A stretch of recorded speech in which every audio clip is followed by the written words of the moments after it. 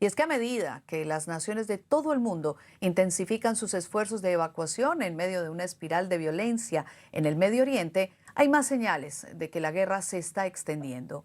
Irán sigue lanzando ataques de represalia a países del Golfo e Israel ataca el norte del Líbano. Según la agencia de noticias de la República Islámica IRNA, afiliada al Estado, al menos 1.230 personas murieron en Irán desde que empezaron los ataques de Estados Unidos e Israel.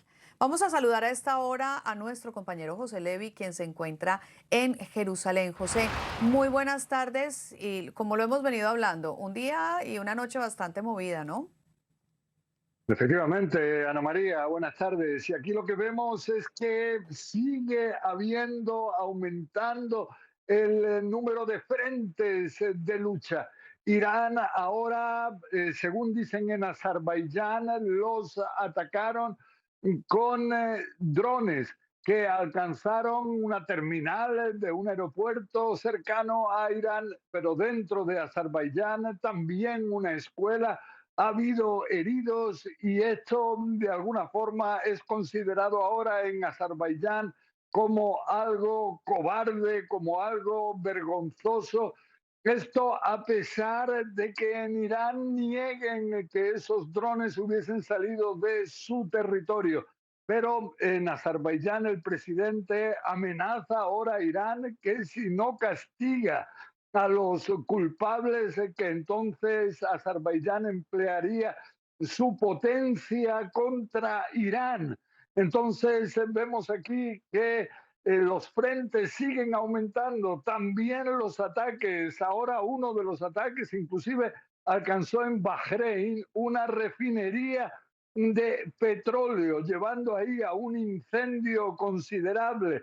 No hubo víctimas, tampoco se dejó de utilizar esta refinería, sigue en funcionamiento, pero esto es un ataque más y en este caso a algo fundamental en esta zona del mundo, como es la industria petrolífera. Vemos que también, de nuevo, una vez más, los Emiratos Árabes Unidos han vuelto a ser objeto de ataques. Hasta ahora se habla de más de 1.000 entre misiles y drones. Ahora estamos hablando de un nuevo ataque, esta vez contra Abu Dhabi. Ahí 6 personas nepaleses, pakistaníes, resultaron heridos. Y esto cuando vemos que también están los ataques israelíes, los ataques iraníes contra Israel. Y esto está llevando a que en un gran número de ocasiones tengan los israelíes que encontrar lugares seguros, refugios, para poder estar a salvo. Esto también ha habido varias sirenas, alarmas durante la noche. Es difícil dormir cuando constantemente están las alarmas. Y esto cuando de su parte también Israel está atacando el interior de Irán conjuntamente con Estados Unidos. Estados Unidos asegura, lo dijo ayer Peter Hegseth, el secretario de guerra, que está profundizando sus ataques en zonas donde no hay defensas antiaéreas por parte de Irán, no cuenta con baterías antiaéreas y entonces esto permite a Israel y a Estados Unidos profundizar sus ataques. Vemos de su parte que Israel ya habla de una docena de oleadas de ataques en la capital, en Teherán. En la última de estas oleadas, en total participaron nada menos que 90 aviones que habrían atacado 40 objetivos distintos con 200 proyectiles. O sea, estamos hablando aquí de bombardeos masivos. Y eso sí, aquí tenemos que existe una situación en la cual está la participación internacional. Hay países que van a intentar ayudar a sus aliados árabes del Golfo para hacer frente a los ataques iraníes. Estamos hablando de Francia, del Reino Unido, de Italia, de Alemania. Y ahora también tenemos a Mark Rutte, el secretario general de la Alianza Atlántica de la OTAN, que si bien asegura que no van a participar en lo que son los ataques directos contra Irán, sí que esta Alianza Atlántica apoya lo que es esta ofensiva contra Irán, destinada, dice, para terminar también con la amenaza de misiles que acecha, que es un peligro de muerte, dice él, tanto en el Medio Oriente, en Israel, como también para Europa. Buenas tardes, Ana María. Pues fíjate que estas desavenencias no han hecho otra cosa este jueves que todavía crecer más. Veíamos cómo el presidente estadounidense Donald Trump, en unas declaraciones telefónicas compartidas con The New York Post, señalaba que hay algunos ganadores, pero España es una perdedora. Con estas palabras, pues, añade más leña al fuego de estas diferencias, a la vez que agregaba que España es muy hostil con la OTAN, a la hora de destacar, pues, que el país ibérico no va a alcanzar la meta de los otros aliados de la Alianza Atlántica, que se propusieron en junio del año pasado de incrementar el gasto en defensa hasta el año 2035, hasta que alcance el 5% del Producto Interior Bruto. Y mientras eso ocurre, Ana María, desde el Ejecutivo español todavía se están recuperando de las palabras de la secretaria de prensa de la Casa Blanca, Caroline Leavitt, quien ayer miércoles señalaba que España cooperaría con el ejército de Estados Unidos en Irán. Unas palabras que, como ustedes saben, el gobierno desmintió rápidamente, apuntando a que en ningún momento ha cambiado ni una coma de su postura al respecto del conflicto en Oriente Medio. Esto es, que son contrarios a la guerra, a participar en ella, y que además apuestan por la vía de la paz. Señalaba además también el ministro de Economía español, Carlos Cuerpo, que actualmente el trabajo se está destinando a proteger los lazos comerciales entre ambos países, un objetivo planteado debido a que el martes Trump, en este tira y afloja, como bien definías, pues amenazó con cortar relaciones comerciales con España por el hecho de la condena que hizo el presidente del gobierno, Pedro Sánchez, a los ataques de Estados Unidos e Israel contra Irán, así como la negativa a que pudieran utilizar las bases militares que se encuentran en el sur del país, en el sur de España, para que participen de cualquier forma en la guerra en Irán. Sin embargo, esta posición, podemos decir, estoica del país ibérico parece que ha encontrado aliados del otro lado del Atlántico. Fíjense si no en el siguiente video. Bueno, es muy respetable la posición del presidente de España en apostar por la paz, más allá de su pertenencia a la OTAN, que es una decisión que ellos tomaron. Nosotros, de igual manera, siempre vamos a llamar a la paz. Pau, pero pese a la negativa a cooperar con Estados Unidos, parece que España sí realizará algún tipo de despliegue, ¿no? ¿Es correcto? Así es, porque esta mañana el Ministerio de Defensa confirmaba que en estos días va a enviar hasta la isla de Creta, en Grecia, la fragata Cristóbal Colón. Hablamos del buque de guerra español con la tecnología más avanzada con la que cuenta la Armada española hasta el momento. Una fragata que actualmente se encuentra en el mar Báltico, en el norte del continente, pero que se espera que el próximo martes arribe a la isla de Creta para finalmente llegar a Chipre, para así, dicen desde el Ministerio de Defensa, defender los intereses de la Unión Europea. Y eso recordarán porque este lunes, durante la madrugada, un dron iraní impactó en esta isla, justamente en la base militar que Reino Unido tiene en el sur de la misma, en Akrotiri.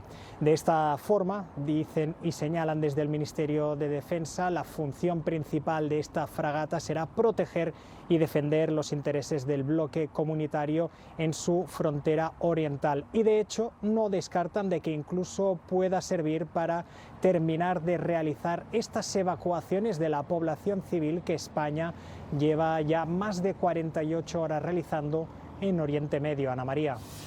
En una entrevista con Sean Hannity en Fox News, el primer ministro israelí Benjamin Netanyahu refutó las críticas que señalan que el último conflicto podría convertirse en una guerra sin fin en Medio Oriente.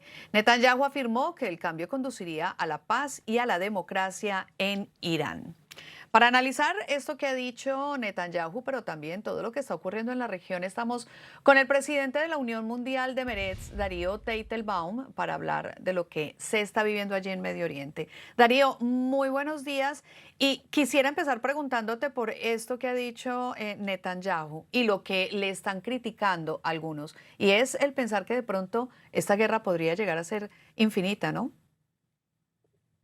Primero que nada, buenos días para ti, Ana María, y gracias por convocarme. Bueno, es una cosa, un fenómeno muy común en esta guerra, en todas las guerras, que mucha gente se habla encima.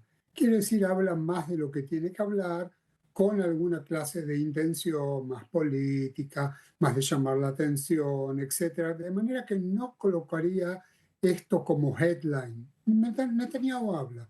Lo que es el headline central es que una guerra que comenzó con un ataque coordinado de Israel y de Estados Unidos ante la amenaza iraní, en realidad se extendió a una guerra entre chiitas y sunitas, habiendo atacado Irán a los países de la región del Golfo y que ellos contrarrestaron los ataques, derribaron aviones iraníes. A mí me parece que este es el centro de la cuestión. Acá estamos frente a un cambio de paradigmas muy significativos.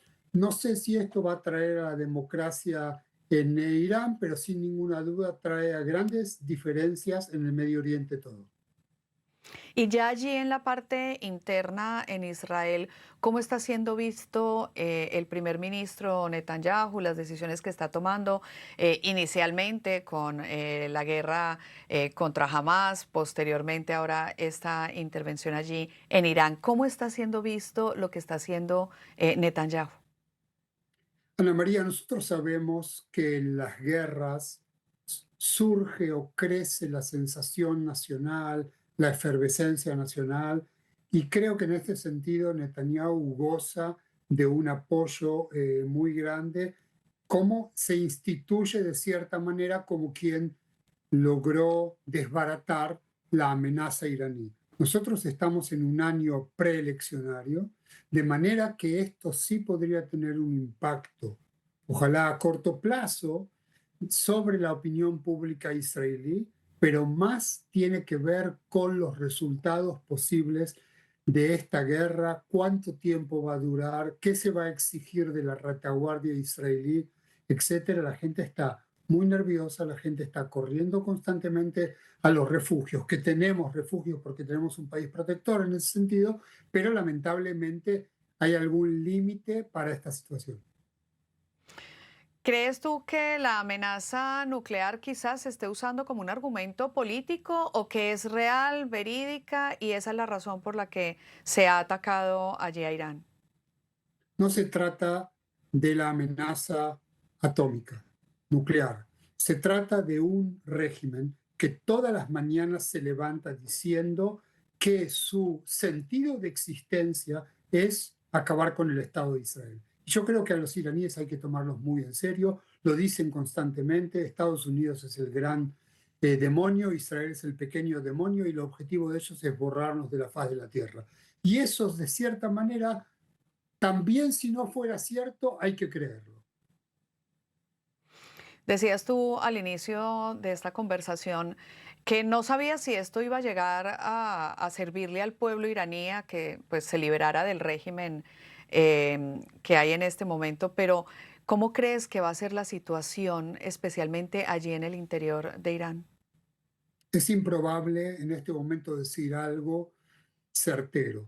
Lo que es importante decir que en este momento Estados Unidos está armando a a los kurdos que están en el noreste de Irán y que se están preparando para alguna clase de guerra civil. Ojalá no se desate. No nos olvidemos que Irán en realidad son un 55% de iraníes musulmanes y todo lo demás, 45%, son minorías étnicas y que tienen muchos intereses en juego, especialmente al debilitarse el régimen interno de Irán.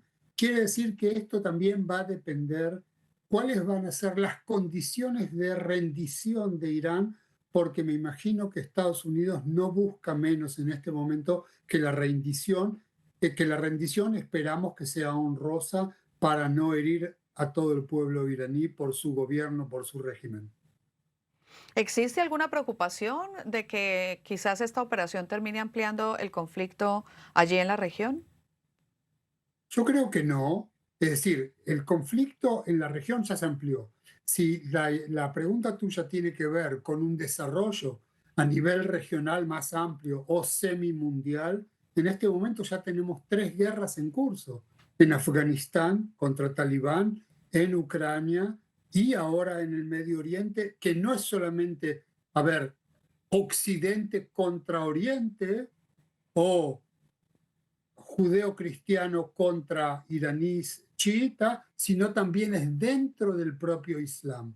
Sin ninguna duda, estas condiciones son más complicadas que las que tuvimos anteriormente en la historia bélica de la región. Venezuela, lo sigue mencionando el presidente Trump cuando habla de Irán. ¿Hay vínculos? ¿Tiene algo que ver lo que hizo y está haciendo Estados Unidos con Israel en Irán con lo que hizo Estados Unidos en Venezuela?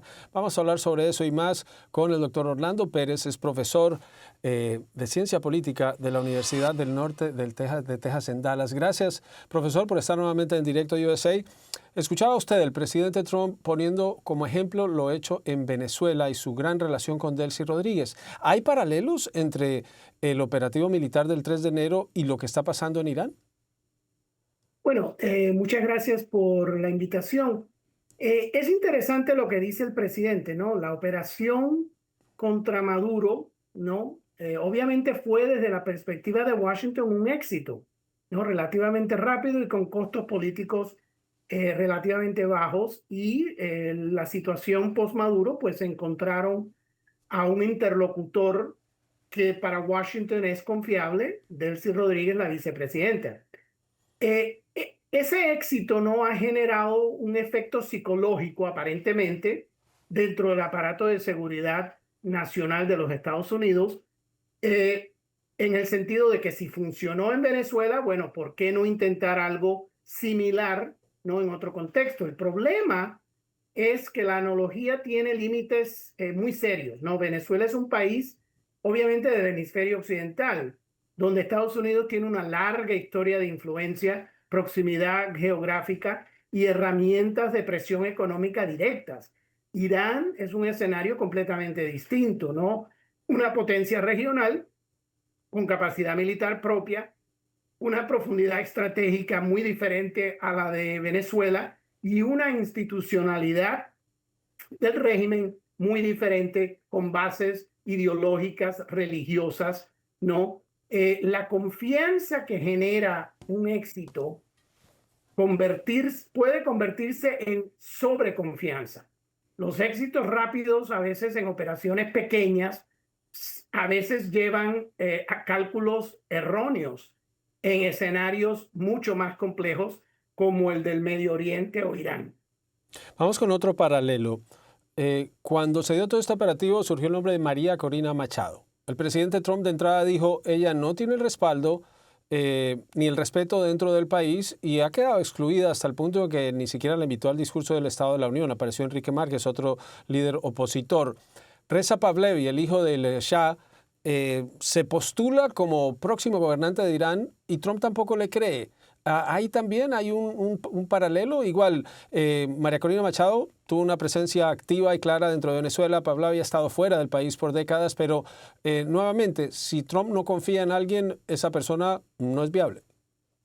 Sí, bueno, en ambos casos, Washington yo creo que ve figuras en Pahlavi y Machado con legitimidad simbólica y apoyo en la diáspora, pero sin base de poder real dentro de, ¿no?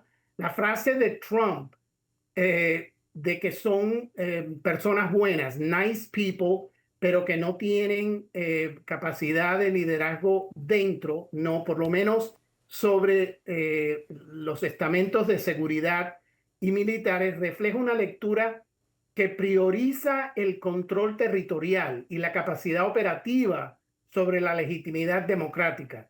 Es una visión transaccional que no importa quién represente la voluntad popular, que yo creo que Machado representa en Venezuela, importa quién puede gobernar efectivamente. Y yo creo que es interesante comparar, ¿no? O el paralelo con Pahlavi, ¿no? Que sugiere que Washington no busca democratización genuina en ninguno de los dos casos. Busca estabilidad, un interlocutor que sirva a los intereses estadounidenses, y eso es consistente con una larga tradición de política exterior norteamericana, donde la democracia ha sido secundaria frente a la estabilidad. Para Venezuela, si Washington descartó a Machado como líder de una transición, el modelo que están construyendo se parece más a un régimen híbrido, donde elementos del antiguo poder comparten espacio con actores nuevos bajo condiciones que Washington considera manejables. Y yo creo que eso es lo que están tratando de hacer en Irán, pero el caso de Irán, el modelo de Irán es mucho más difícil. Pahlavi ha estado fuera del país desde que su padre se exilió en 1979, era un niño, y en sí tendrá algún apoyo dentro del país, pero es foráneo, es alguien que está fuera del país, ha estado fuera del país por muchos años, y no creo que tenga el apoyo interno para ser un interlocutor confiable. Por lo menos eso es lo que dice Trump. Hay algo que me llama la atención, profesor. El presidente Trump tiene muchos frentes abiertos en política exterior. Va a finales de mes para China, pero esta semana se va a reunir con líderes de la región, pero son líderes afines a él, el presidente de Argentina, el presidente de Paraguay, el presidente de Honduras, presidente de Bolivia. ¿Está creando Trump una nueva dinámica de relaciones exteriores? Creó una junta de paz a donde invitó y fueron sus amigos. Ahora crea esta cumbre en Miami, en su club de golf, con presidentes afines de la región. ¿Está creando su propia organización internacional o su propia área de influencia? Bueno, yo creo que en efecto la estrategia de seguridad nacional que se publicó en el 2025, en diciembre, y la coloraria Trump, ¿no? La llamada coloraria Trump, la estrategia de Trump en el hemisferio es precisamente, en el hemisferio y en el mundo aparentemente, es crear ese núcleo de países confiables, de países amigos, de países ideológicamente compatibles con la política de Trump para ejercer influencia mundial, global, y para hacerle un contrapeso a las instituciones internacionales que él y el secretario de Estado Marco Rubio y el secretario de Defensa Pete Hegseth denegran o excusan o las invalidan las Naciones Unidas, la OEA, etcétera, constantemente, ¿no? Porque creen que esas instituciones no sirven los propósitos de los Estados Unidos o la política de seguridad nacional de los Estados Unidos. Entonces, en efecto, yo creo que sí, él está tratando de crear un contrapeso controlado por los Estados Unidos que responda a los intereses de los Estados Unidos, tanto para el hemisferio occidental como en otras esferas, el Medio Oriente, etcétera. Lo interesante que hay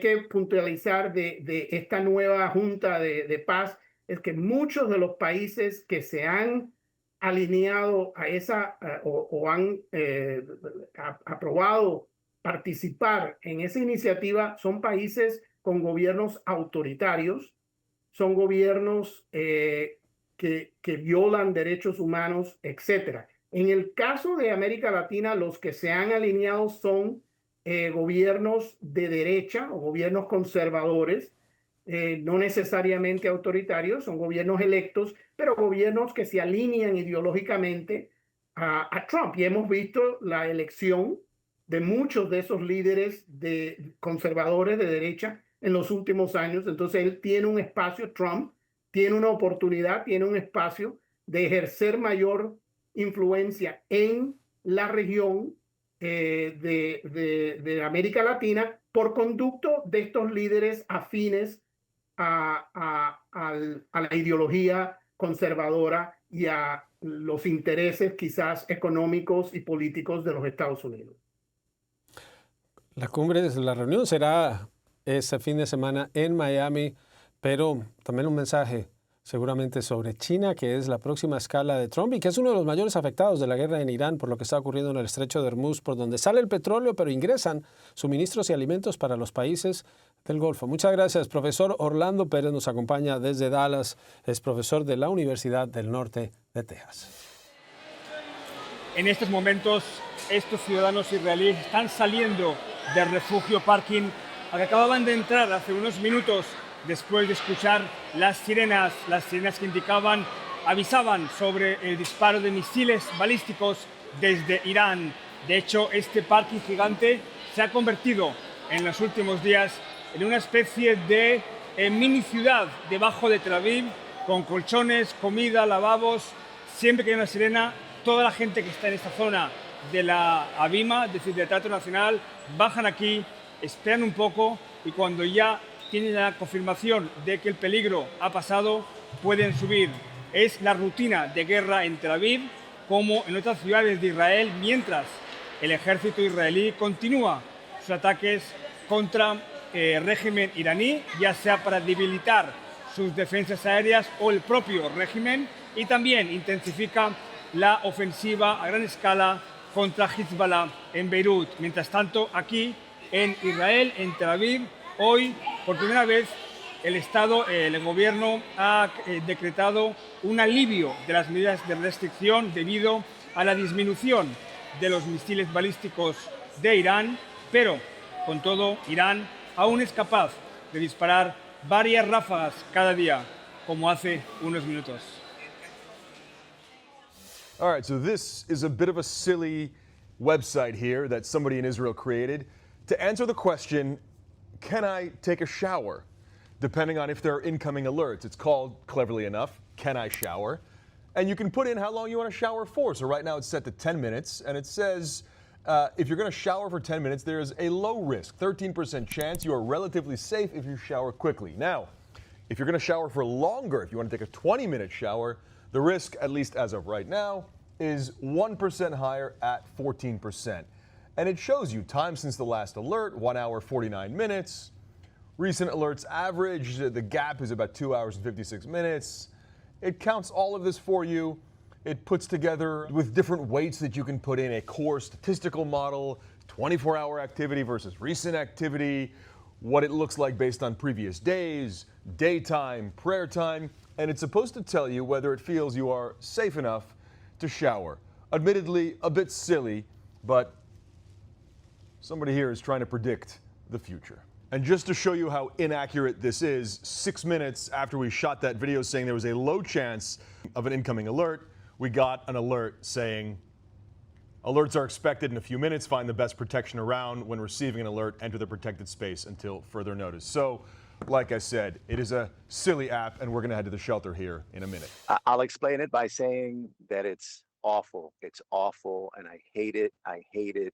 I hate war, and I wish somehow this would end.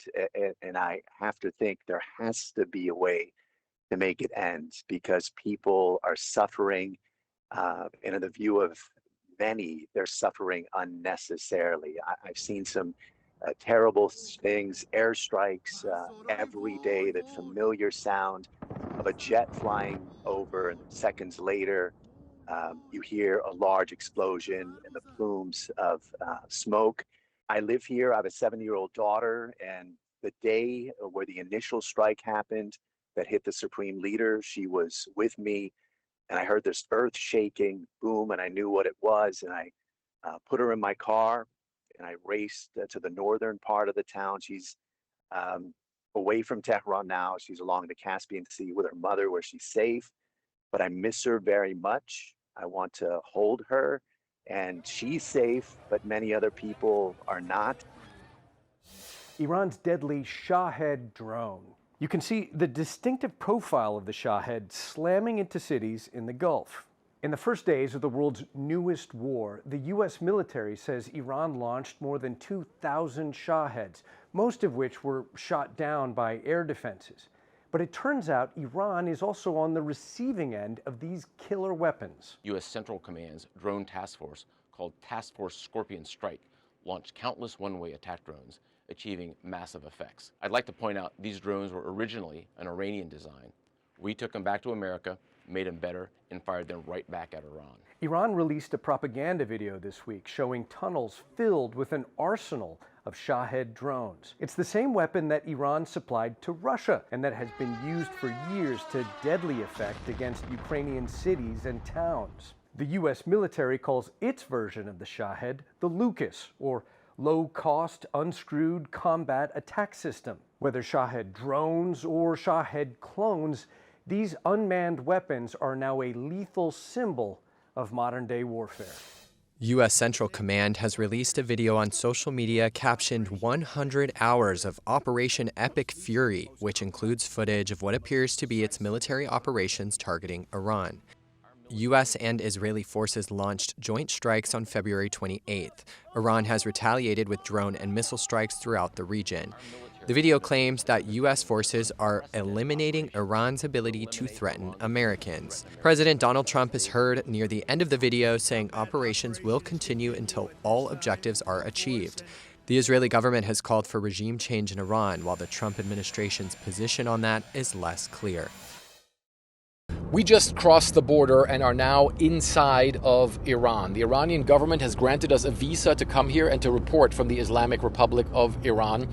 We're now trying to make our way to the capital, Tehran, as fast as possible. But of course, the distances in this huge country are immense, and we know it's going to take many, many hours for us to get there. We also don't know what the situation on the road to Tehran is going to look like, how many checkpoints there's going to be. And of course, we know at the same time there are massive combat operations also going on. The United States and Israel are continuing their huge aerial campaign against targets inside of Iran. At the same time, the Iranians continue to retaliate, not just with their ballistic missiles, but with their drones, mostly hitting Israel, but then also American military installations, especially in the Gulf region, but in general, in the Middle East.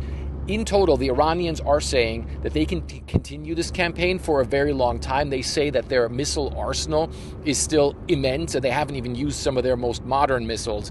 But we also, of course, know that the place that we aim to go to, Tehran, has been under almost sustained attacks with massive airstrikes going on there and also huge damage being caused, and of course, many people also having been harmed.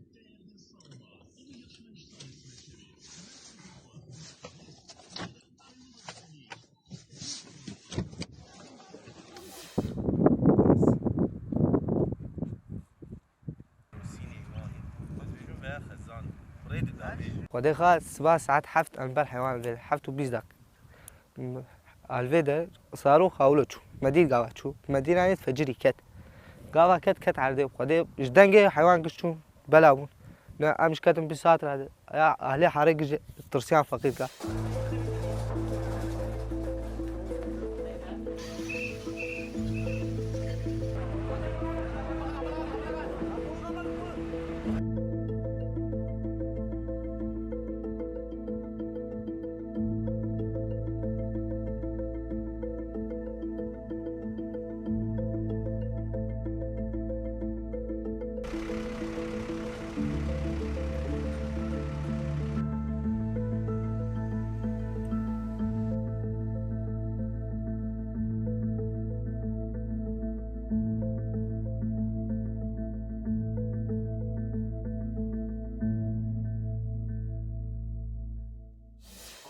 Oh, yeah. Our cell phone just received a notice that in the coming minutes sirens will probably be activated. Another wave of Iranian missiles. Screens here light up with projected points of impact. This barrage of rockets, we have almost 80 potential hitting points. Wow. Yeah. Within minutes, it's time to move. Okay, so we've just learned that there is a potential impact as a result of one of these Iranian ballistic missiles, and we're going to jump in with the paramedics to the scene. Paramedic Ori Lazarevich hits the gas. We had one rocket that struck very dense area. So and this is a direct impact? Direct, apparently. Still, we haven't gotten there, but it seems like it's a direct impact. While speeding through traffic, Lazarevich is also processing a fire hose of information. So we have an update now that it wasn't a direct hit, it was a very big piece of shrapnel that hit the building on the highest levels. As soon as we arrive, he rushes toward the impact site. Okay, so we just arrived on the scene, obviously very chaotic. So this isn't a direct impact, but nonetheless, you can see the damage just from shrapnel of a potential interception here. Part of this roof caved in.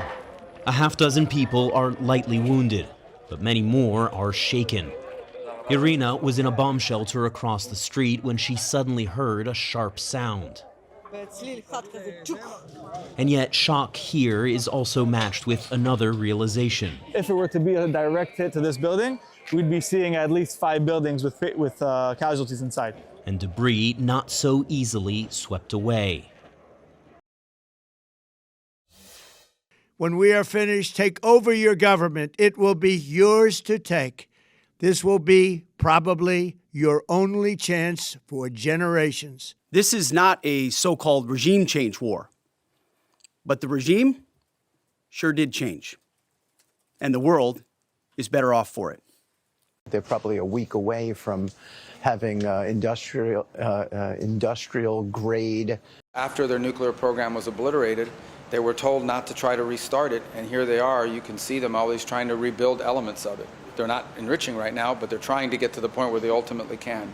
Shipping lanes and their swelling arsenal of ballistic missiles and killer drones are no longer tolerable risks.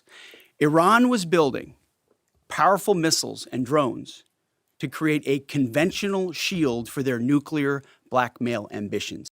Iran can never have a nuclear weapon, and we will now not allow Iran to hide behind the immunity of a massive short-term ballistic missile inventory or the ability to make them or launch them. Desde el gobierno de España niegan tajantemente que vayan a cooperar con el ejército de Estados Unidos.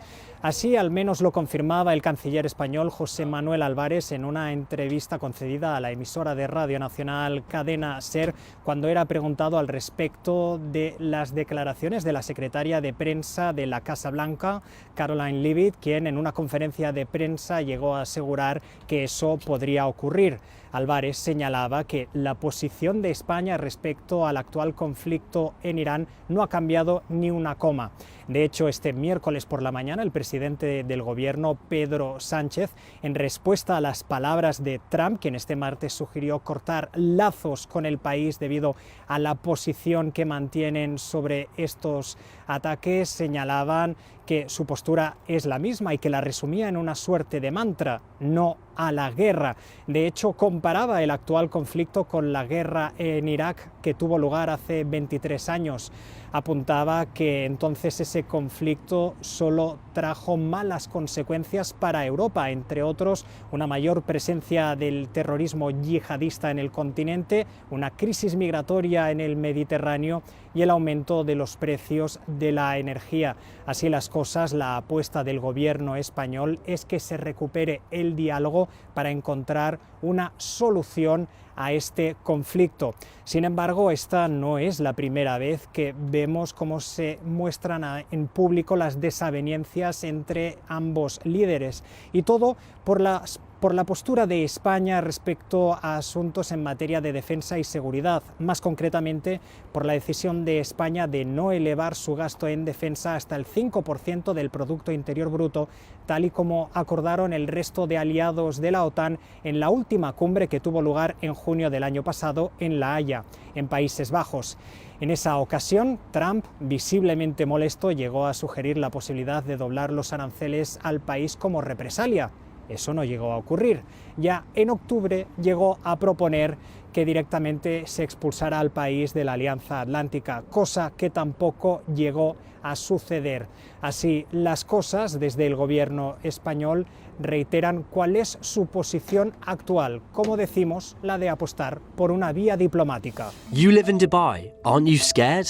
No, because I know who protects us. That's a phrase you might have seen across your social media feed since Dubai was bombarded by Iranian missiles and drones. It's part of a viral trend where Dubai-based influencers show photos of themselves in picturesque settings before cutting to images of the royal family, adding, "No, because I know who protects us." And many people in the comments have remarked how many similar videos they've seen, whilst others have posted that they are thankful and feel safe to be in Dubai. Big name influencers and celebrities in the UAE also took to social media, urging their followers to abide by the media restrictions, thanking the country's leadership for maintaining the nation's safety and security. As of February 2026, promotional influencer content in the UAE is regulated by the state in the form of an advertiser permit. That means to post paid or unpaid promotional content, the former an important source of income for many influencers, they need to be approved by the state. And to be approved, influencers must follow 20 mandatory content standards and not have violated those standards previously. And when Dubai was attacked by Iran,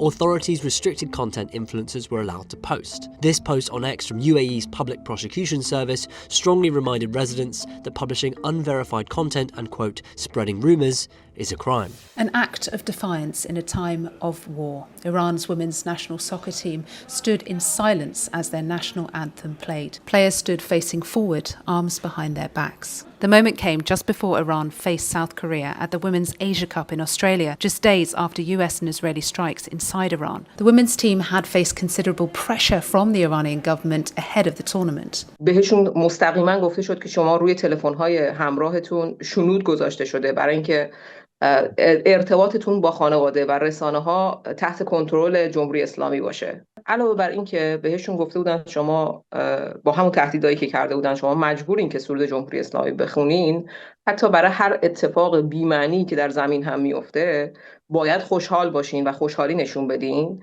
برای اینکه نشون بدین شرایط عادیه و اتفاقی در ایران نیفتاده و شما تحت تهدید نیستین. According to AP, Iran's head coach, Marzieh Jafari, declined to comment on US military action in Iran or on the death of the country's supreme leader. The AFC have postponed matches that were due to take place in the Middle East in the wake of the strikes in the region. For Iran's players, the tournament is also a chance to qualify for next year's Women's World Cup, now playing out against the backdrop of conflict at home. This just in, the Pentagon released more information, including photographs of 4 of the 6 U.S. service members that were killed Sunday in Kuwait during this war against Iran. You see there a 35-year-old Captain Cody Cork. He's from Winter Haven, Florida. 42-year-old Sergeant First Class Noah Tegens. He was from Bellevue, Nebraska. 39-year-old Sergeant First Class Nicole Amore. She was from White Bear Lake, Minnesota. 20-year-old Sergeant Declan Cody from West Des Moines, Iowa. All 4 with an Army Reserve unit based in Iowa. Again, to their family and friends, our deepest condolences. May their memories be a blessing.